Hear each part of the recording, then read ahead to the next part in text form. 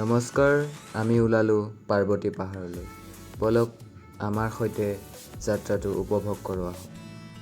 বকো বজাৰৰ পৰা ঠিক 5 কিলোমিটাৰ ভিতৰত এয়া পাৰ্বতী পাহাৰ অৱস্থিত। আমি আহিছোঁ 4জন। লাহে লাহে আপোনালোকৰ সৈতে চিনাকি কৰি গৈ থাকিম। ইয়াৰ পৰিৱেশটো খুবেই ধুনীয়া। চাৰিওকাষে শাল গছ আৰু মাজে মাজে এই চিৰিকেইটা দি আমি উঠিব লাগে ওপৰলৈ, আৰু ইয়াৰ যথেষ্ট সুন্দৰ পৰিৱেশ।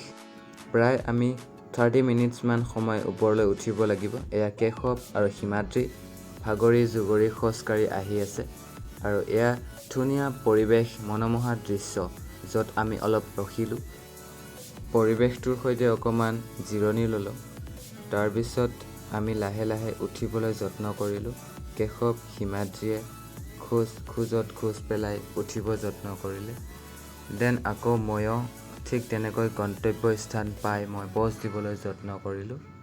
অৱশেষত আমি মন্দিৰটো পাই ইয়াৰ পৰিৱেশটো আমি উপভোগ কৰিবলৈ যত্ন কৰিলোঁ। ইয়াৰ পৰা তললৈ কি যে মনোমোহা দৃশ্য। এয়া মন্দিৰটো ধুনীয়াকৈ, ইয়াত বতাহ আহিছে, আমি অনুভৱবিলাক বুটলিছোঁ। তাৰপিছত ইয়াৰ মন্দিৰটোৰ পৰিৱেশ খুবেই ধুনীয়া। এয়া পৰিৱেশটোৰ সৈতে মই দুটামান ফুটেজ ল'বলৈ যত্ন কৰিলোঁ, আৰু ফুটেজকেইটা লৈ দিলে হিমাদ্ৰীৰ ভাইটিয়ে, আৰু তেওঁলৈ মই ধন্যবাদ জ্ঞাপন কৰিছোঁ এই চেগতে। আৰু ইয়াৰ যি পৰিৱেশ, এই পৰিৱেশ আচলতে সঁচাই মনোমোহা। সুন্দৰকৈ শীতল বতাহ বলিছে।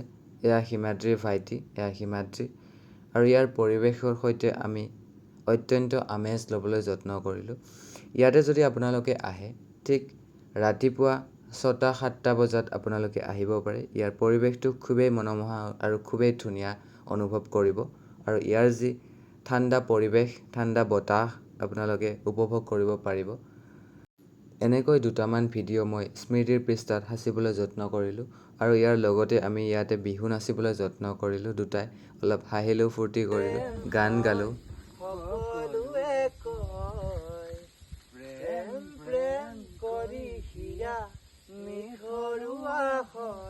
তথাপিও মৰম কিয়নো হয়, মনে মৰম কিয় বিচাৰি লয়, বুকুত যদি মৰম আছে, মৰম হৈ ৰয়, ইয়াৰ সপোন ভাঙি চিঙি ইয়াতে যে ৰয়।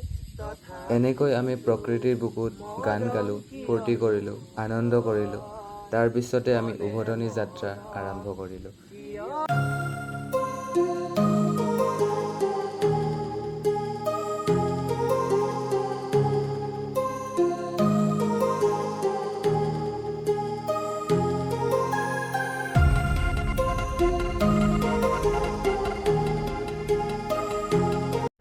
এনেকৈ আমি দিনটো সুকলামে পাৰ কৰি উভতি আহিলোঁ। ধন্যবাদ।